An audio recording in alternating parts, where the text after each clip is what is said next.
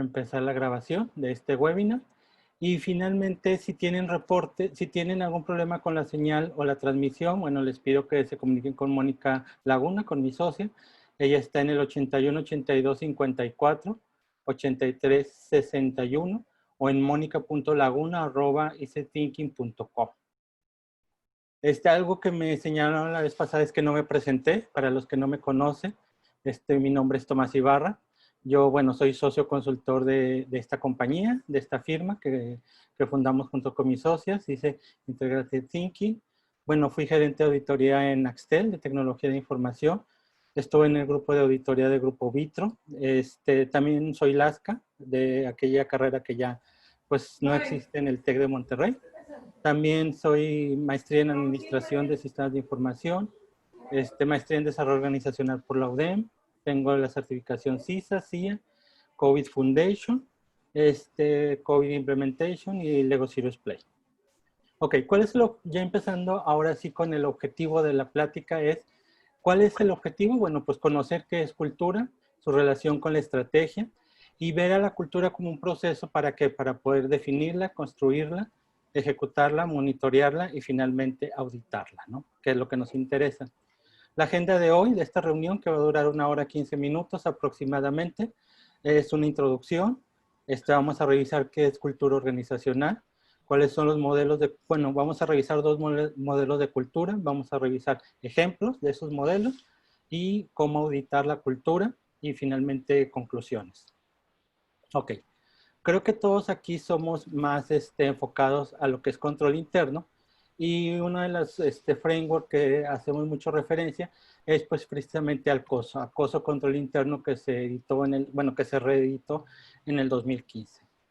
Este framework nos da una definición de control interno que dice, es un proceso realizado por la junta directiva, la administración y colaboradores de una organización diseñados para proporcionar una seguridad razonable con respecto al logro de los objetivos relacionados con la operación, la presentación de informes y el cumplimiento. Algo que quisiera rescatar de eso es precisamente la segunda frase. Dice, realizado por la Junta. Es decir, el control interno, además de ser un análisis de riesgo, o hacemos análisis de riesgo y hacemos diseño de controles y ayudamos a formar las políticas y los procedimientos y a implementarlas, y es evidentemente lo que los auditores revisamos. Todo eso funciona, o podemos decir que es un buen control interno, sí, solo si la gente lo utiliza. Es decir, la gente utiliza la política, utiliza los procedimientos y las políticas. Si es así, podemos hablar que existe control interno. Si no, pues empezamos a tener problemas, ¿no? Y esa es una parte muy importante y a veces se nos olvida. Si recuerdan, el control interno de acoso tiene 5 componentes. Le dedicamos mucho tiempo a las actividades de control, mucho tiempo al análisis de riesgo, un poco menos, pero sí revisamos las actividades de monitoreo. Pero el gran problema que yo creo que tenemos muchos auditores y muchas áreas de control interno es que casi no le dedicamos al elemento de información y comunicación y tampoco a los ambientes de control. Y los ambientes de control precisamente está lo que es la cultura organizacional. El ambiente de control tiene 5 principios. El primero se refiere precisamente a lo que es dice, la organización demuestra el compromiso con la integridad y valores éticos. Realmente, cuando dice coso que establece el tono, es decir, que estamos estableciendo la cultura. Y al establecer la cultura, estamos estableciendo evidentemente normas de conducta o normas de comportamiento. Evaluamos esas normas y evidentemente si se desvían esas normas, pues tendríamos que hacer algo para corregir esa desviación. Algo que quisiera aclararles es que la presentación va a estar disponible en nuestra página de internet, por si no les digo, por si quieren después bajarla posteriormente. También les comento, bueno, más adelante les hago otro comentario. Entonces, realmente el primer principio de COSO, del ambiente de control, y el número 1 es establecer una cultura organizacional, ¿no? Y bueno, la gran pregunta es, ¿qué es una cultura organizacional?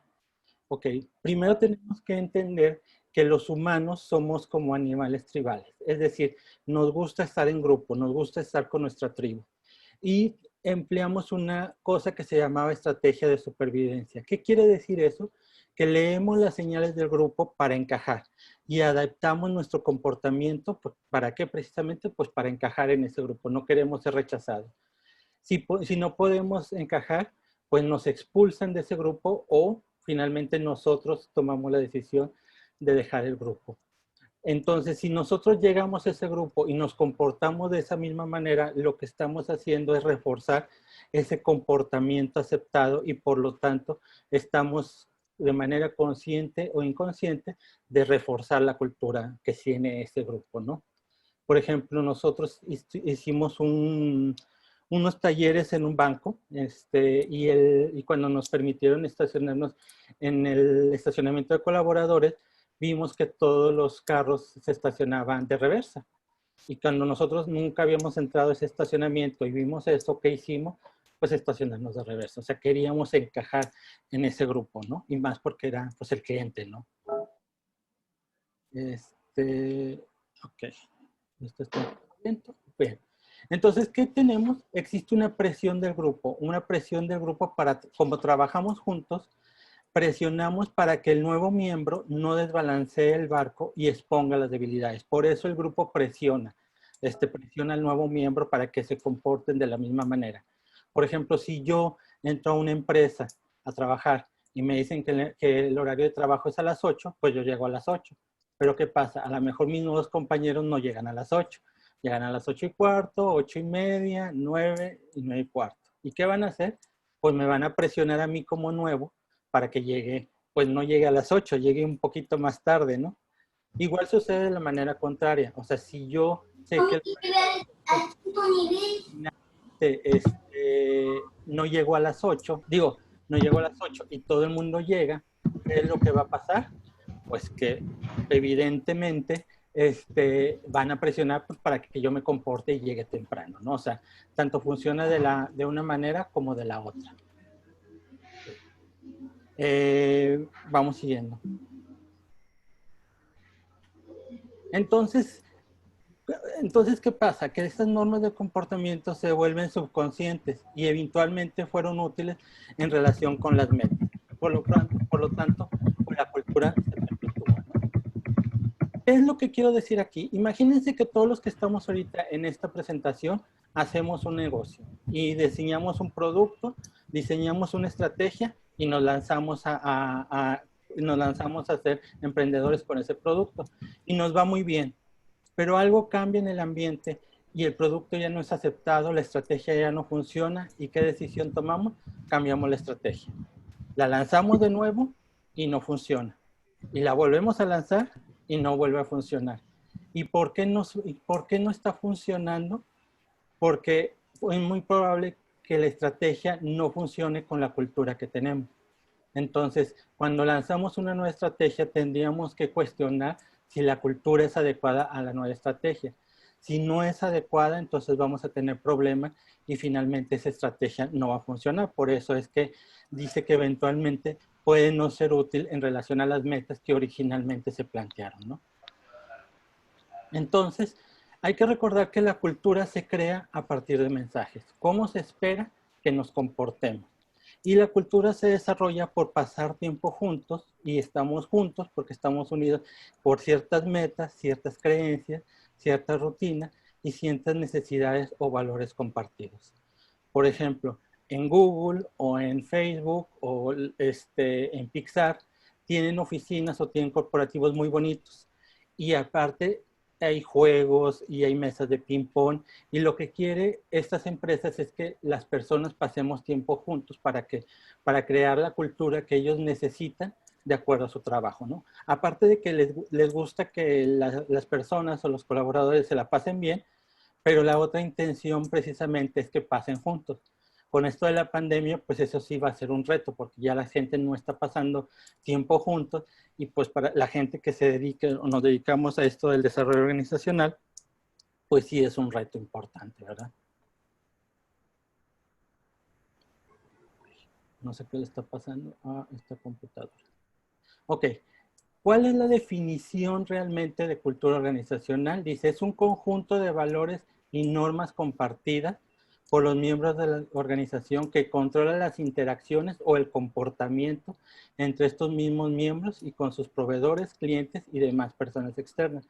Esto es muy importante porque nosotros nos comportamos de acuerdo a nuestros valores. Si nosotros apreciamos algo, entonces nos vamos a comportar así. Por ejemplo, ahora con la pandemia, si nosotros apreciamos nuestra salud, pues el momento en que salgamos nos vamos a poner el cubrebocas.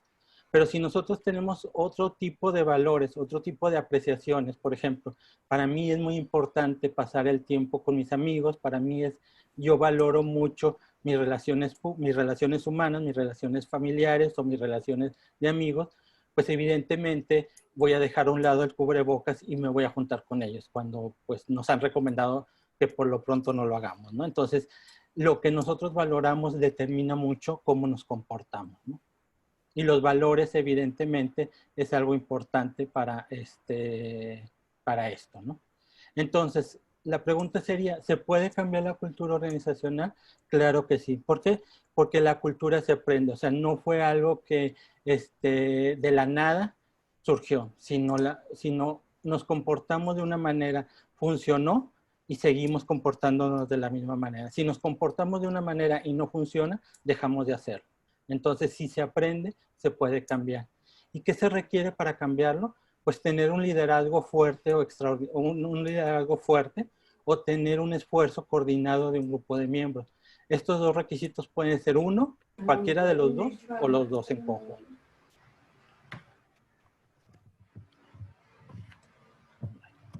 Entonces, lo que entendemos es que la cultura se trata de enviar mensajes, de lo que valoramos, de lo que es importante y lo que hacen las personas aquí para poder encajar y ser recompensados.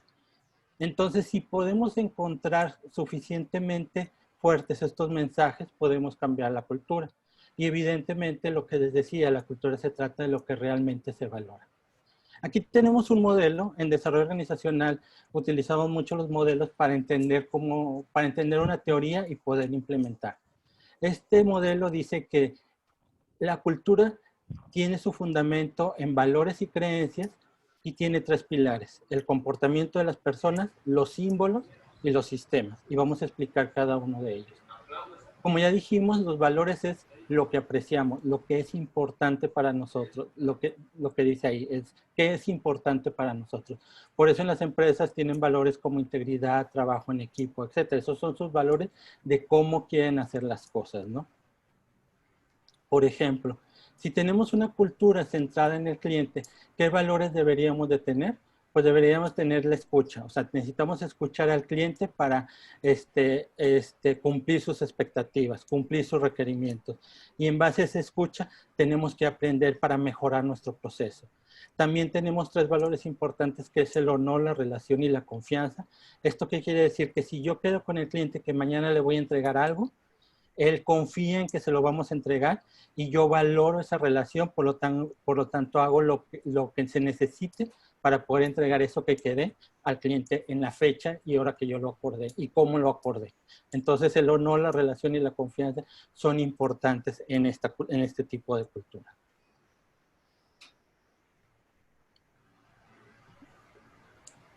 Ok. Otra cosa que tenemos que entender son las creencias. Es decir, nosotros creemos algo y a partir de ahí podemos formar una cultura. Por ejemplo, nosotros creemos en una cultura centrada en el cliente, que las personas que están más en contacto con el cliente saben más del cliente. Es decir, en un Telcel, las personas que atienden a los clientes en los centros de servicio saben más que las personas que están en el corporativo. También tenemos la creencia que la rentabilidad se crea a partir de satisfacer o de mejorar la experiencia del cliente, no a través de mejorar nuestros costos o de reducir costos, ¿sí? Y también tenemos la percepción, bueno, que el cliente siempre tiene la razón, etcétera, ¿no? Esas son nuestras creencias que se fundan en esta cultura centrada al cliente. Ok. Cuando hablamos de comportamiento, hablamos de cosas que se pueden ver. O sea, cosas, primero estamos hablando de acciones y segundo estamos hablando de cosas que se pueden ver.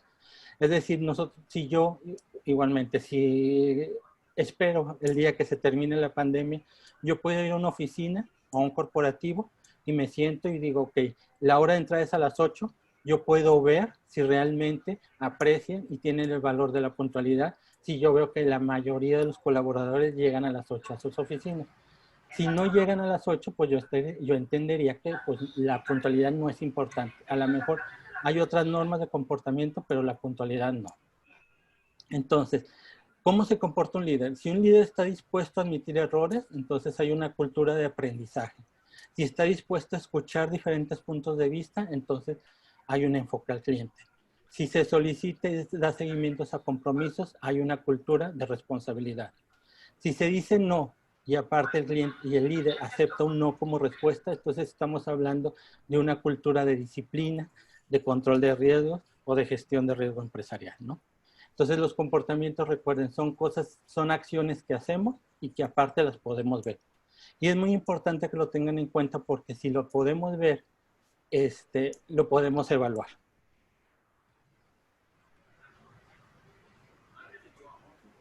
Ok. Otro de los pilares de la cultura, pues es el símbolo. Los símbolos son cosas que son eventos o decisiones que las personas se atribuyen a un significado. Cuando nosotros vamos a la iglesia o vamos a misa, está llena de símbolos. O sea, hay cosas que hacen que tienen un significado especial. Por ejemplo, en nuestras organizaciones, ¿dónde podemos ver los símbolos? Así, contestando estas preguntas. ¿Dónde se gasta el tiempo? ¿Dónde se gasta el dinero? ¿Qué prioridad tienen cuando hay presión? O sea, ¿qué prioridad se les dio ahora? ¿Qué prioridad dio la empresa ahora que hubo la pandemia? O sea, ahí está nuestro símbolo. ¿O qué individuos o grupos son favorecidos y por qué? Por ejemplo, si tú dices, oye, es que el grupo de ventas tiene las mejores oficinas, tiene las sillas más cómodas, tienen el mejor mobiliario. Ah, bueno, porque es importante para esa organización, ese grupo. Los símbolos producen resultados. Y lo que vemos aquí es que los líderes que usan que usan el cubrebocas, pues realmente tienen muy pocas muertes en sus países debido a esta pandemia. Y desafortunadamente, pues los que no usan o no creen que es importante, y fíjense bien, ellos no creen que es importante el cubrebocas, por eso no lo usan. O sea, creen algo y por lo tanto actúan de determinada manera. Y lo que determinan y lo que ven y el mensaje que envían, pues tiene repercusiones en los resultados, ¿no? Que lo podemos ver precisamente en esta gráfica. Por ejemplo, ¿qué símbolos hay en una cultura centrada al cliente? Decimos, ¿sabes qué? Las prioridades de inversión, las principales prioridades de inversión o las principales iniciativas estratégicas tienen que ver con mejorar la experiencia del cliente, no con reducir costos. O sea, si nosotros empezamos a ver que las principales inversiones están en reducir costos y decimos que somos una cultura centrada en el cliente, algo está mal. El personal no puede estar en contacto con el cliente hasta que haya recibido la capacitación adecuada. Y normalmente es un largo periodo de capacitación. Y también las historias y leyendas son publicadas y que tienen buena experiencia con el cliente, son muy difundidas. Ojo, estas son símbolos. La pregunta que yo les haría sería, ¿se pueden auditar? ¿Se pueden revisar? O sea, ¿podemos revisar que las prioridades de inversión, las principales prioridades de inversión sean iniciativas para mejorar la experiencia del cliente? ¿Podemos revisar que el personal no entre en contacto con el cliente hasta que esté capacitado? ¿Podemos revisar que son difundidas estas historias y leyendas? Yo creo que sí. Entonces, si la respuesta es sí, pues sí se puede auditar, ¿no? Aquí lo importante es que primero necesitamos definirlo y luego ya auditarlo. ¿Qué son los sistemas? Los sistemas realmente son los mecanismos, son las políticas, son los procedimientos, es la gestión, o sea, todo lo que nosotros como auditores y especialistas en control interno sabemos. Por ejemplo, en una cultura centrada al cliente, ¿cuáles son los sistemas? Que la estructura organizacional sea flexible y que pueda haber empowerment para poder satisfacer las necesidades y requerimientos del cliente. Que existan mecanismos o sistemas en donde yo pueda recolectar información acerca de la satisfacción del cliente y esa información es tan íntegra y valiosa como un estado financiero. O sea, tienen la misma ponderación. Evidentemente ya dijimos que la capacitación sea extensa, o sea, es importante. Aquí no se vale decir, bueno, la capacitación lo tomas después de las 6 de la tarde, primero trabajas y luego te capacitas. No, aquí en horario de trabajo se capacita y es extensa, ¿no? Evidentemente se busca la satisfacción del cliente y que este sea un input o una entrada importante a los procesos de mejora. Se rotan las posiciones orientadas al cliente. Y mi pregunta volvería a ser con los símbolos. ¿Todo esto se puede auditar? Sí se puede auditar. O sea, yo puedo ver si realmente existe un mecanismo para obtener cuál es la satisfacción del cliente y qué tan importante es eso, ese resultado. O sea, yo puedo ver si hay procesos de mejora y si se toman en cuenta esa información de satisfacción al cliente. O sea, todo lo que viene en esta filmina o en esta gráfica se puede auditar y evidentemente lo podemos revisar, ¿no? Entonces, haciendo un resumen, tenemos que hay valores y creencias, tenemos que hay comportamientos, tenemos que hay símbolos y tenemos que hay sistemas. Y todo esto en conjunto, tiene que estar las cuatro cosas en conjunto para hablar que hay una cultura. Aparte, podemos ver que hay 5 tipos de culturas principalmente, ¿no? La de logro. ¿Qué quiere decir el logro? Son empresas que compiten porque el costo sea el más barato. O sea, a mí me buscan los clientes porque yo soy el proveedor que les doy el costo más barato. No el mejor, el más barato. Viva Aerobús, la aerolínea más barata del mercado. Ellos tienen esa cultura. Centrado en el cliente, Disney. Digo, piensen en Disney y van a ver, y bueno, ya dijimos los ejemplos, pero es una cultura centrada en el cliente. Y fíjense, Disney, aunque tú vayas al parque de diversiones y hay una persona que acaba de entrar a trabajar en Disney, aunque sea el barrendero o al que sea la persona que se mete en la botarga o la persona que atiende no sé, las tiendas o los restaurantes, tienen un gran, antes de entrar a tener el contacto con el cliente, son muy bien capacitados. Innovación, empresas como Apple, como Google, son empresas que tienen alto nivel de innovación, ¿no? Y primero las personas, son culturas que les importan las personas, tanto el recurso humano que tiene, como los clientes, como los proveedores. Por ejemplo, los hospitales o las asociaciones civiles son muy enfocadas a esto. Ok. Cuando nosotros hablamos de cultura en una organización, no quiere decir que solamente tenga un tipo o una categoría de cultura. Pueden tener 2, pueden tener 3, pueden tener las 5, pueden tener 4, pero lo importante también es definir cuáles voy a tener y en qué porcentaje lo voy a tener. Por ejemplo, yo puedo tener una cultura que para mí es muy importante, el servicio al cliente. En segundo lugar, primero las personas y en tercer lugar, pues los costos. Pero de pronto hubo algo que se llamó pandemia, el COVID-19, y la empresa tuvo que cambiar. Y si la tuvo que cambiar su cultura. Y a lo mejor ahora, pues es importante el cliente, las personas pasan al tercer lugar y pues ahora el costo es importante porque tenemos una estrategia para sobrevivir. Tenemos muchos problemas económicos, o sea, por la pandemia hay una crisis mundial, tenemos que sobrevivir, tenemos que cambiar la estrategia y al momento de cambiar la estrategia tendríamos que cambiar la cultura. Ok. Ahora sí viene lo importante, que creo que es lo que todo el mundo está esperando, ¿no? ¿Cómo auditar? Realmente, cómo auditar o cómo diseñar una cultura parte del mismo origen. Primero, tenemos que entender la organización. Segundo, pues tendremos que entender el contexto organizacional donde se desarrolla esta organización. Y tercero, tendríamos que entender la estrategia. ¿Por qué? Porque a partir de la estrategia y del entendimiento podemos definir cuáles serían las categorías de cultura y en qué porcentaje o qué prioridad tendrían estas categorías de cultura. Esto que hacemos, los primeros 3 pasos, nosotros en ICT lo hacemos con algo que llamamos Canvas Business Model, que fue creado por Alexander Osterwalder. En base a esta metodología, que, bueno, no sé si muchos la conozcan o no, nosotros utilizamos para empezar a hacer esto, ¿no? Y como comercial vamos a dar un taller acerca de esto, pero después de la plática les vamos a dar más información. Una vez que ya entendí, acuérdense que la estrategia, o sea, la cultura parte, su origen es la estrategia. ¿Mande? Entonces tenemos que hacer todo esto para poder generar o para poder determinar una cultura.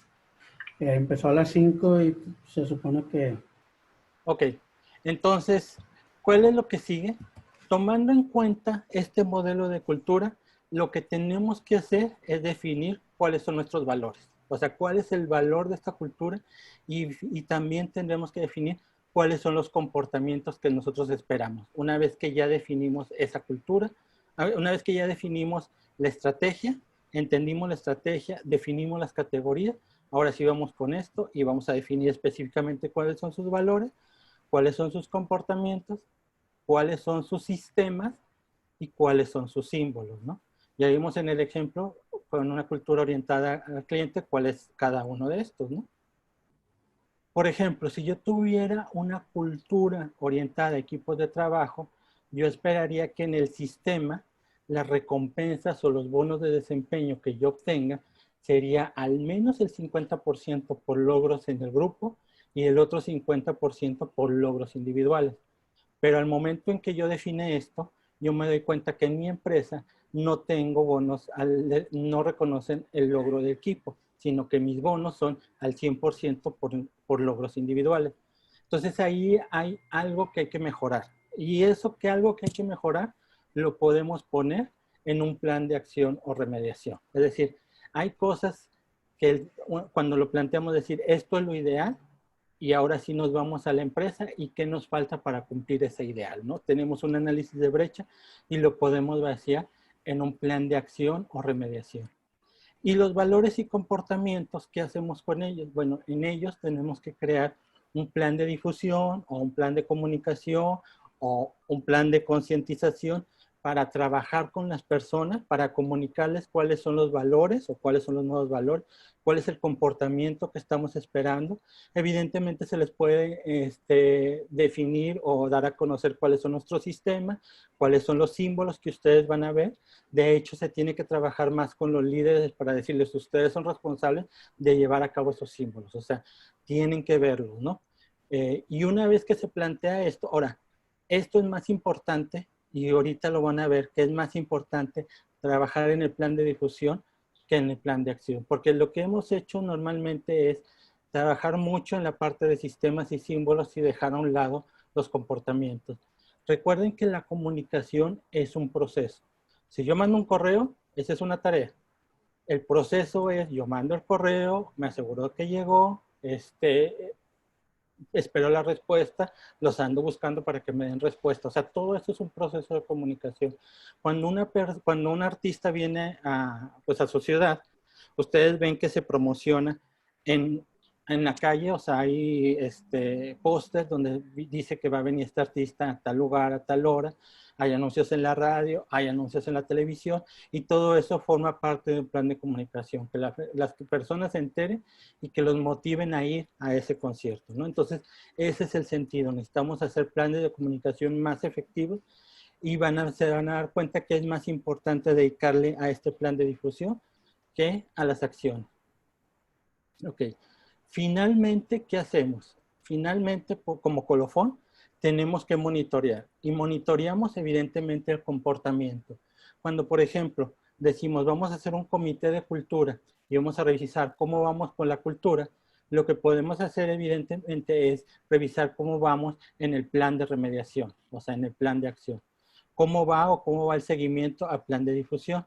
Y también tendríamos que ver cómo va el monitoreo a los comportamientos.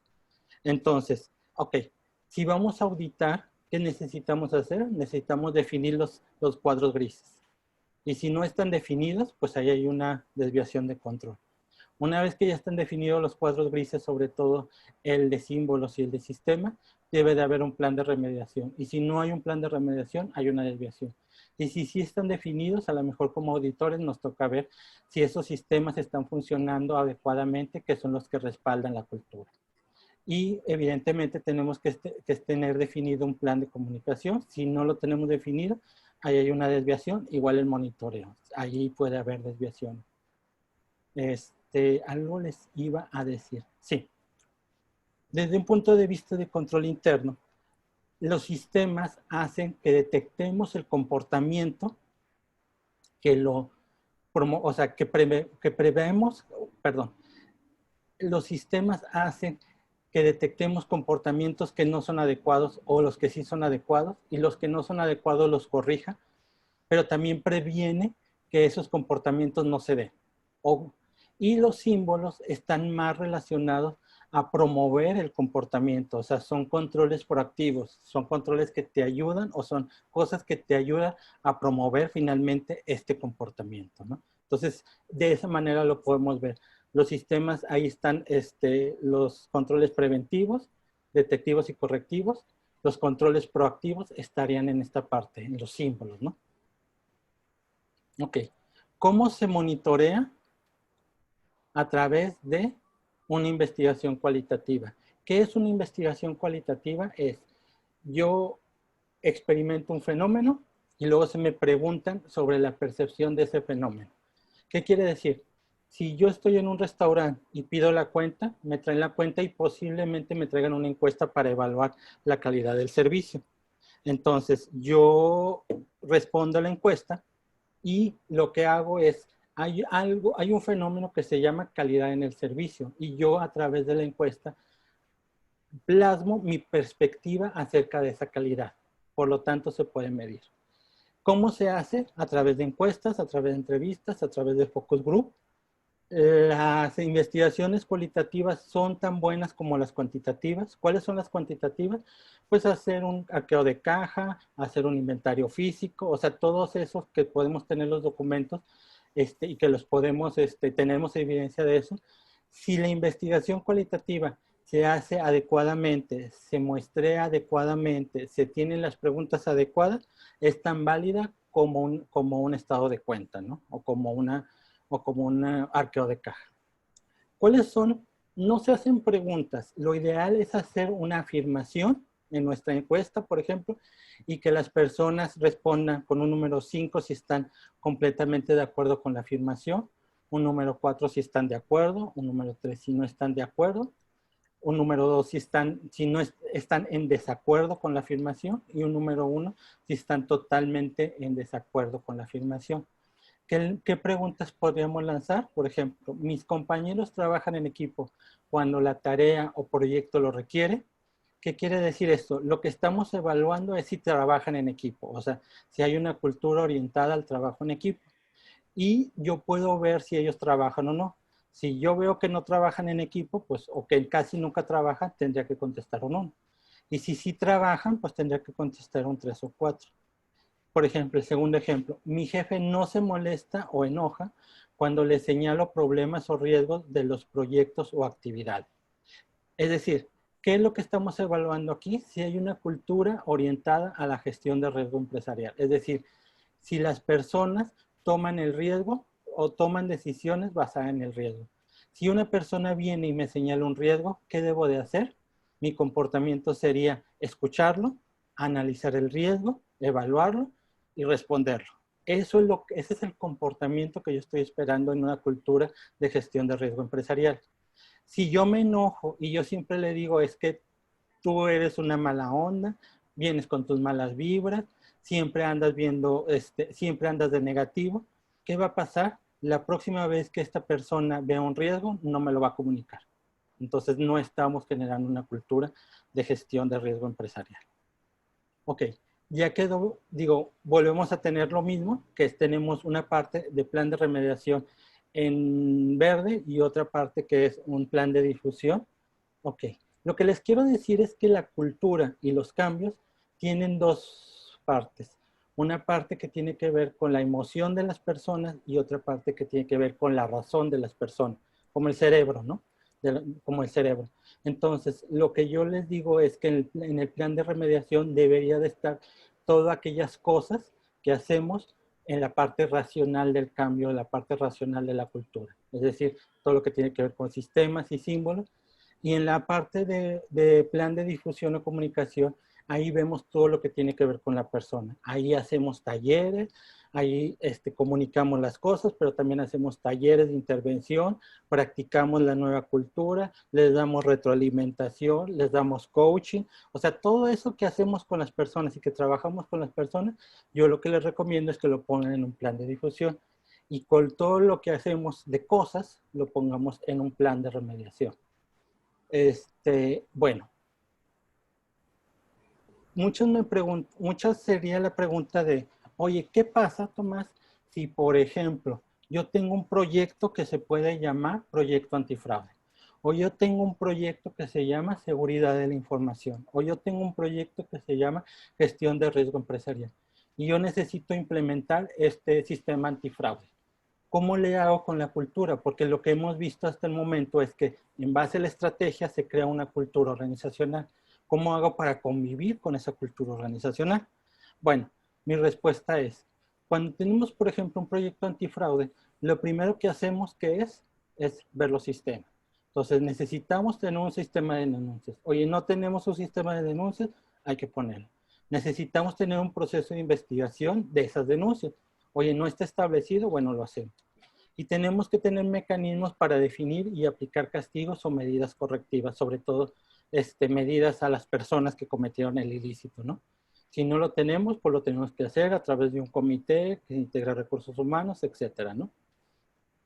¿Qué error cometemos? Una vez que ya tenemos definido eso, hacemos un correo, se los mandamos, les decimos, ¿sabes qué? Ya está el sistema, aquí pueden denunciar, se va a investigar y aquí va a haber mecanismos para corregir eso. O hacemos juntas o hacemos talleres de 1 o 2 horas donde damos a conocer todo y ya, ahí termina nuestro proyecto. Ya está lanzado y se supone que ya está operando.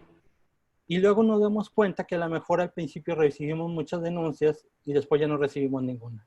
Entonces, ¿qué error cometimos? Pues que no trabajamos con las personas y no hicimos lo que hemos dicho hasta este momento del modelo.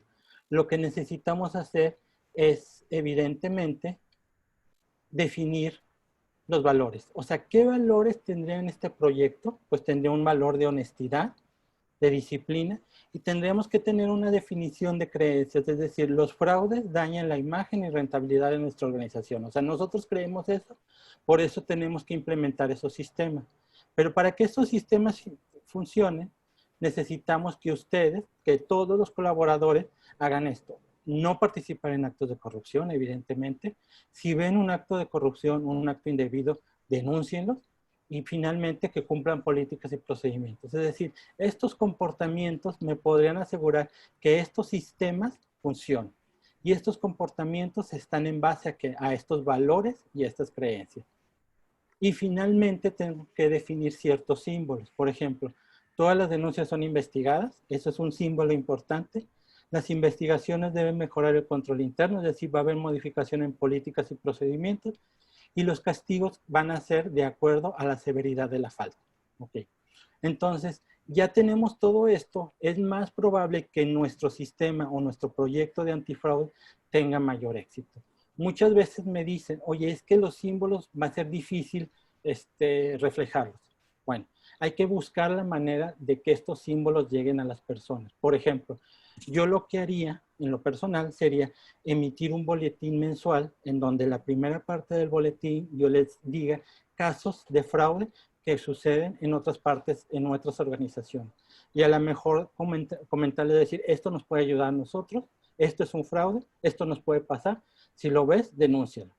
En otra parte de ese mismo boletín, yo lo que podría poner es en números globales, no en el detalle, o sea, no ponga las denuncias en detalle, pero sí yo podría decir, ¿sabes qué? Hasta el momento, en el 2020, se han recibido tanto número de denuncias, tantas ya se investigaron y ya se terminó su investigación, tantas están en proceso de investigación y tantas están pendientes por investigar. Entonces te queda claro que lo que tú denuncies está en un proceso de investigación. También en otra parte de ese boletín yo podría dar a conocer cuáles son las mejoras que se hicieron al control interno. Es decir, se emitió esta nueva política, se emitió este nuevo procedimiento debido a que detectamos fallas o se detectaron fraudes o se detectaron incumplimientos de la política, por eso lo estamos haciendo. Y eso sí se puede hacer. Ahora, los castigos, pues yo no recomendaría que se difundieran, pero yo creo que con eso que se ha hecho, tendría que formar parte de nuestro plan de comunicación y eso reforzaría fuertemente los símbolos. Ahora, es necesario trabajar en estas 4 partes si queremos que la cultura funcione. Por ejemplo, si yo tengo un negocio y quiero que mis colaboradores lleguen temprano, puedo poner un sistema en donde yo diga, si llegas tarde, te descuento el día. Puedo empezar a decirles que es importante abrir temprano porque el cliente es importante apreciar el tiempo del cliente. Y si el cliente dice que tiene la expectativa de que va a llegar a las 8, tiene que estar abierto a las 8 para que pueda hacer sus actividades en nuestro negocio. Y evidentemente definimos el comportamiento que todo el mundo llegue temprano. ¿Cuál es un símbolo importante? Bueno, si yo soy el dueño del negocio, tengo que llegar temprano. Si no, a pesar de que yo haga estas tres cosas, si no llego temprano, es muy probable que esto no funcione adecuadamente. Y si yo llego temprano y no hago estas otras tres cosas, es muy probable que mi efectividad esté un poco limitada. Entonces, el mensaje aquí es que necesitamos que trabajen en esos cuatro vectores, ¿no? Ok, como les dije, en desarrollo organizacional tenemos diferentes modelos. Aquí estoy poniendo otro modelo diferente de cultura organizacional, diferente al que ya vimos. Y mi intención es que ustedes vean que este modelo, bueno, primero lo voy a explicar. Este modelo es completamente diferente al anterior. ¿Cuándo utilizamos los modelos? Depende. Depende de la empresa, depende de la organización, depende de la situación. Es lo que nosotros definimos qué modelo utilizar. El otro era muy flexible y nos ayuda para revisar y diseñar bien una cultura. Este nos ayuda más a monitorear y auditar la cultura, ¿no? Este modelo está definido, ¿cómo se llama? Perdón. Este modelo está dividido en 4 partes. Uno que es misión, adaptabilidad, participación y consistencia. Y este modelo tiene 12 aspectos que mide. Por ejemplo, qué tan rápido se dan los cambios y qué tanta facilidad. Si estamos enfocados en el cliente, si hay aprendizaje, si las personas conocen las metas y objetivos y la visión. Entonces, en base a este modelo se genera una herramienta o una encuesta. Y lo que hicieron estas personas que publicaron este artículo es que aplicaron esta encuesta en un centro de servicio automotriz a 12,000 empleados o 12,000 colaboradores en 338 centros. Y lo que hicieron fue separar las encuestas. Vieron en qué centros la satisfacción al cliente está por debajo del 50% y en qué centros la satisfacción del cliente está por encima del 80%. Y si ustedes ven, aquí se ve que entre más colorido y entre más alejado del centro, es que está mejor evaluado. Por ejemplo, este tiene una calificación de 91, de 90, del 57, y estos tienen calificaciones de 21, 58, 54. ¿Cuál es el mensaje que les quiero dar aquí? Es que si trabajamos en la cultura, da resultados. O sea, vemos resultados en nuestra estrategia y en nuestra ejecución de la estrategia y en nuestros indicadores de las empresas. Para terminar, lo que yo quisiera concluir es que necesitamos ver a la cultura como un proceso normal de la organización, como un proceso de compras, de venta, de nómina, de desarrollo de sistemas. Y si lo podemos ver así, podemos definir una estrategia, podemos diseñarla, podemos construirla, operarla, monitorearla y evidentemente auditarla. Nosotros tenemos estrategias, políticas y procedimientos de un lado y tenemos la ejecución, la estrategia y políticas y procedimientos del otro lado. ¿Cuál es el puente que une estas dos entidades o estas dos cosas? Es la cultura organizacional. Por eso Peter Drucker dice, la cultura como estrategia, como desayuno. Esto sucedió en Monterrey hace poco cuando hubo unas lluvias muy importantes y creo que sucede en cualquier parte pues, de Latinoamérica al menos. Hay basura, las alcantarillas se topan, los pasos o los pozos a desnivel se llenan de agua y no se puede pasar. Entonces, ¿qué hacemos? ¿Cuál es la solución? Muchos dicen, bueno, pues la solución sería hacer tubos de drenaje más grandes, y más grandes, y más grandes, y más grandes. Pero hay un problema. El sistema de drenaje está diseñado para transportar agua, no para transportar basura, no para transportar latas o envases de Coca-Cola, no para transportar llantas, ni refrigeradores, ni salas, ni automóviles, porque es lo que se ha encontrado en el sistema de drenaje. Entonces, ¿qué necesitamos? Necesitamos trabajar más en la cultura. Y yo lo que les invito es sí, necesitamos trabajar en actividades de control, en el diseño de controles, en la evaluación de controles, pero también necesitamos trabajar un poco más o mucho más en el ambiente de control. Porque si no, vamos a tener esto. Vamos a tener toneladas de basura cada vez que llueve. Necesitamos trabajar en la cultura de las personas, ¿no? Finalmente lo que quiero decirles es que casi todo lo que vimos aquí en esta plática está en este libro de Carol Taylor. Lo pueden conseguir en Amazon, en ebook. Entonces, por si les interesa leer más acerca de esto. Una de las cosas que también les recomiendo es que si ustedes quieren empezar a auditar o a diseñar sus proyectos en base a considerar también la cultura, si trabajan en una empresa grande y hay un gran área de recursos humanos, es posible que haya gente ahí dentro del área de recursos humanos que les pudiera echar la mano, que les pudiera ayudar más en este tipo de temas, ¿no? Ok.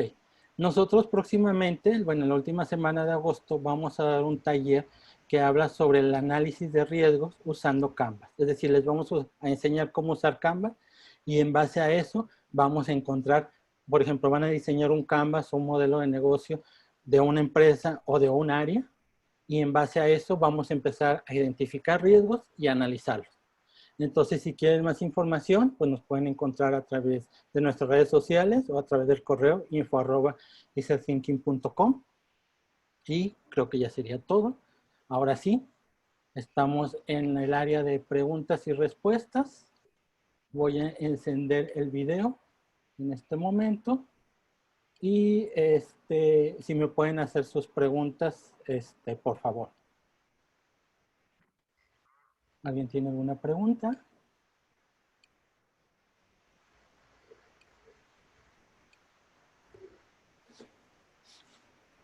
¿Algo que no quede claro?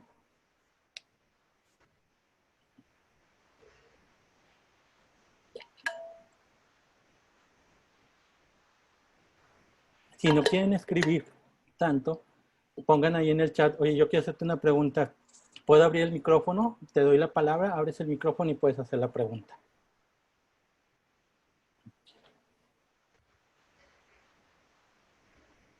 Sí, sí va a tener un costo el taller de análisis de riesgo. Tiene un costo muy bajo porque lo estamos lanzando. Bueno, lo hemos hecho de manera presencial. Esta va a ser la primera vez que lo hacemos virtual. Y por lo tanto, pues sí va a tener un costo, sí va a tener un costo muy bajo. Si quieres, escríbanos un correo y nosotros les hacemos llegar la información. Dice, cuando llevas a cabo una auditoría de cultura, ¿cómo evidencias los resultados? Bueno, los resultados se pueden ver a través de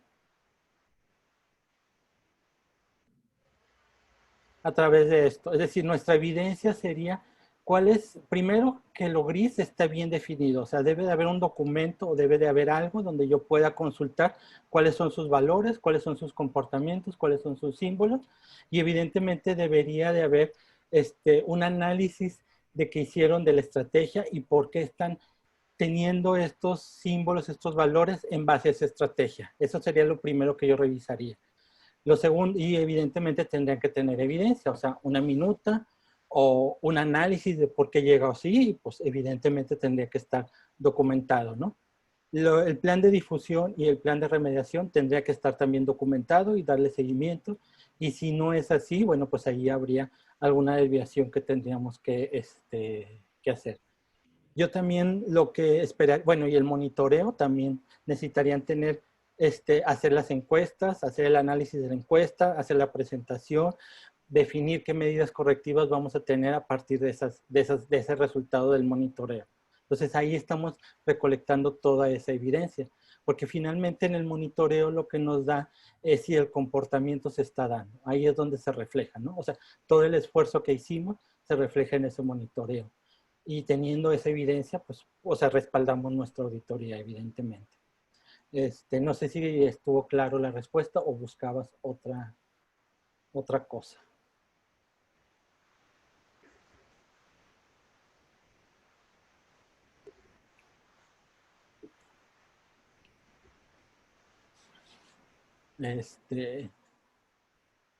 También, por ejemplo, si hacen evaluación o si quieren, como les decía, si quieren implementar un proyecto de gestión de riesgo empresarial, pues sí lo deberían de ver de esta manera, ¿no? O sea, como vimos el de antifraude.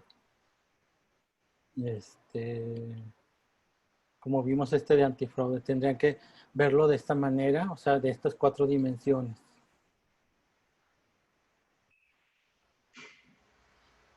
Mira, la base, digamos que la base técnica es la misma que una auditoría normal. A lo mejor cuesta un poco de trabajo la investigación cualitativa, ¿no? O sea, sí tendríamos que tener algún conocimiento de qué es una investigación cualitativa y cuáles son las características de tener una buena investigación cualitativa. ¿Cuáles son?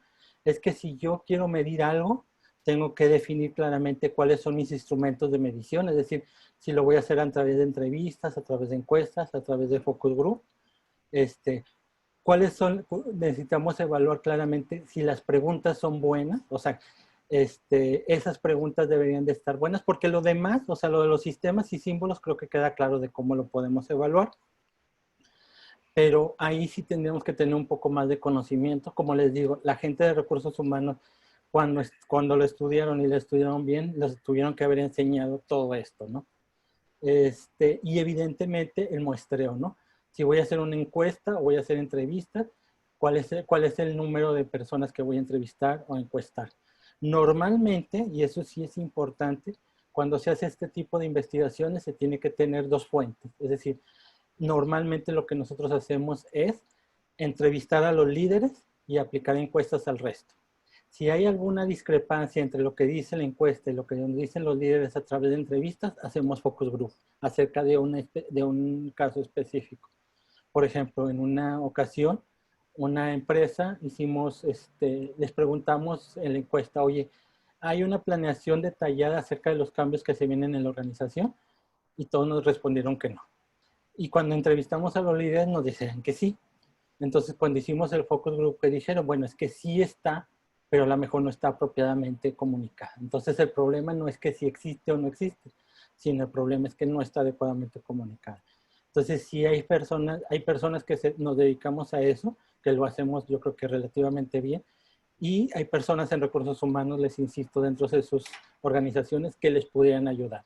Pero, como les repito, si las cosas de investigación cualitativa se hacen bien, los resultados son válidos.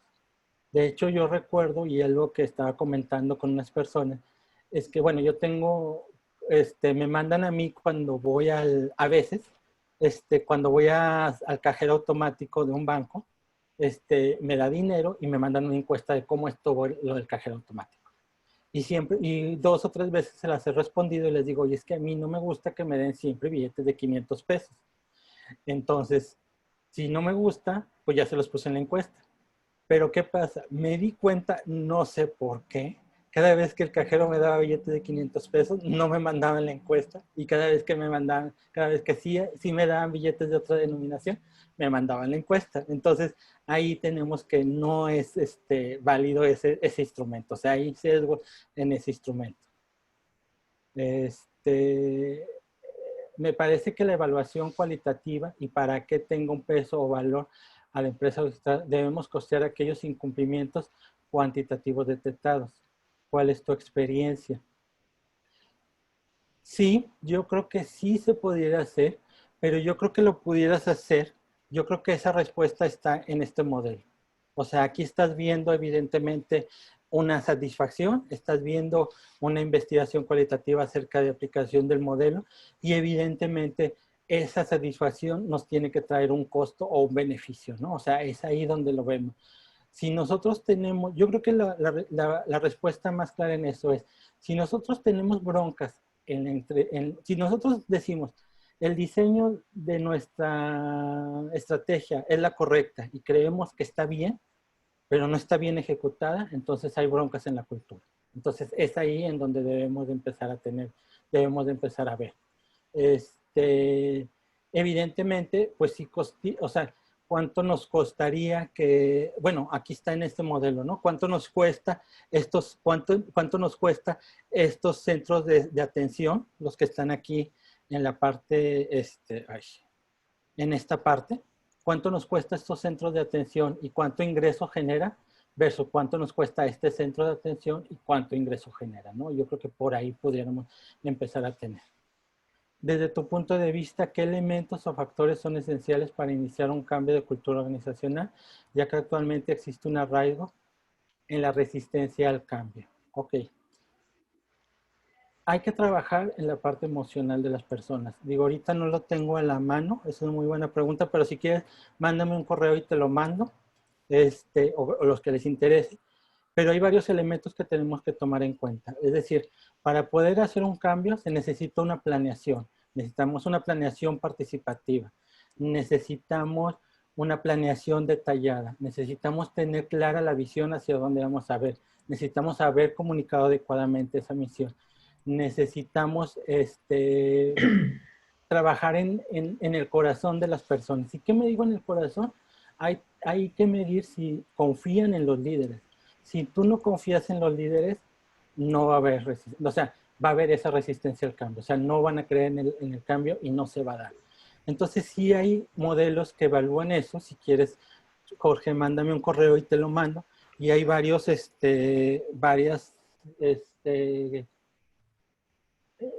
ay, déjame ver si lo encuentro rápidamente. A ver. Si ven cosas que no deberían de ver, nada más tápense los ojos. Pero tengo 5 minutos y yo creo que sí lo voy a encontrar.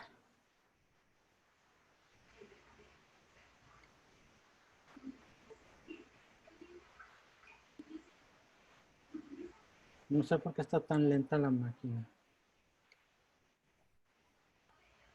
A ver, ¿está aquí? Déjame ver si está aquí.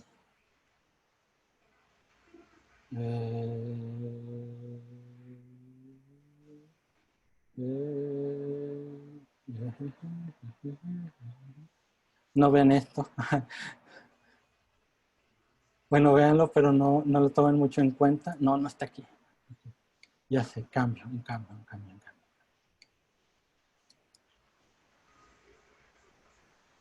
Aquí está. Aquí sí está. Yo creo que como quiera, esto, como les digo, la presentación está en nuestra página de internet, easythinking.com. Y este modelo, si lo logro, aquí está. Aquí está. Sí. Muy bien. Ok. Para que exista un cambio, déjenme nada más minimizar esto. Para que exista un cambio, debe de haber una necesidad sentida. O sea, esto está mal y debe de cambiar. Eso es una necesidad sentida. Debe de haber una visión. ¿Qué quiere decir? Hacia allá vamos. Esto es lo que queremos lograr. También debe de haber una planeación participativa. Debe de haber un plan de transición, es decir, un plan detallado o un roadmap hacia dónde vamos. Debe de haber corazón, ahorita se los explico. Debe de haber recursos, evidentemente. Debe de haber competencias, es decir, yo persona que voy a empezar a operar este nuevo sistema o este nuevo proceso o esta nueva política, tengo que tener las competencias para poderlo hacer. Y también tiene que dar un feedback o retroalimentación. Si hay esos elementos, va a haber un cambio. ¿Qué pasa si no hay una necesidad sentida? Hay apatía. ¿Qué pasa si no hay una visión? Hay confusión. ¿Qué pasa si no hay una planeación participativa? Hay suposiciones. Y aparte es donde hay una resistencia al cambio. Yo no participé, a mí no me tomaron en cuenta. Si no hay un plan de transición, hay un falso inicio. Si no hay corazón, hay una falta de compromiso. Yo no confío en las personas que están haciendo el cambio. A mí no me dan empowerment, no me permiten tomar decisiones, o me dan la libertad de tomar decisiones. O sea, todas esas cosas se tienen que medir. Hay frustración si no hay recursos. O sea, tenemos todo, pero no tenemos recursos. Evidentemente se genera frustración. Si no hay competencias, es decir, yo voy a entrar a este sistema, pero no lo sé manejar, o yo voy a entrar con esta nueva política y no sé de qué se trata. Es más, me piden que yo ahora tenga competencias como trabajo en equipo y yo no tengo esa competencia. Hay ansiedad entre las personas. Y si no hay un feedback, hay una falta de aprendizaje. Entonces, esto es lo que necesitaríamos tener para poder hablar realmente de un cambio exitoso, ¿no? Tiene que tener esos elementos. Y una de las cosas que nosotros hacemos es hacer una encuesta o entrevista viendo que exista cada uno de estos elementos. Si no existe, es una señal de alerta. Y eso es lo que tendremos que decir. No, al contrario, gracias a ti. Rogelio, no sé si quieres abrir tu micrófono y platicar un rato acerca de, o si quedó completamente aclarada tus dudas. Rogelio Luna.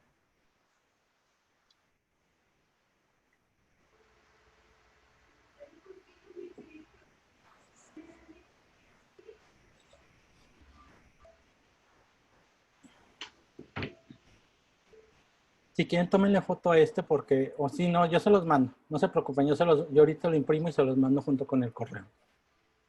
O lo publicamos, o lo publicamos en la página, en nuestra página de internet.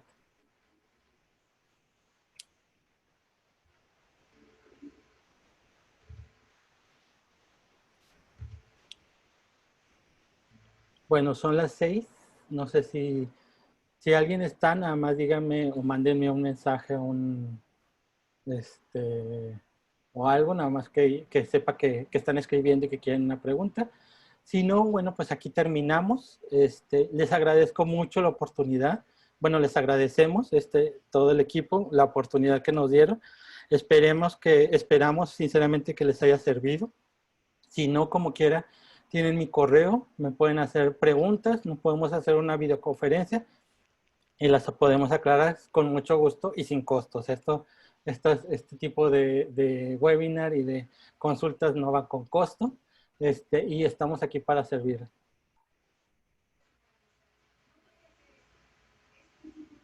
A ver, creo que Rogelio, déjame ver si te puedo abrir el micrófono. Ah, sí quedaron resueltas mis dudas. Muy bien. Entonces, si no quedaron resueltas sus dudas, ábrenme, organizamos otra junta virtual o mándenme sus comentarios y yo los contesto. Muchas gracias a todos. Esperemos, cuídense mucho, por favor.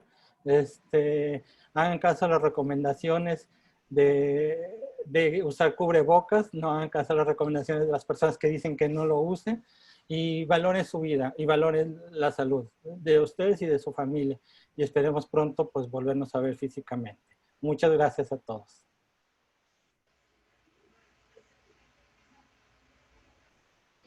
Ah, otra cosa, les voy a mandar una encuesta y les pido si me la pueden responder junto con esto, cómo se grabó. Lo vamos a dejar en la página de YouTube y lo pueden descargar o lo pueden compartir con sus colaboradores que no pudieron venir en esta ocasión. Ahí va a estar disponible. Muchas gracias a todos.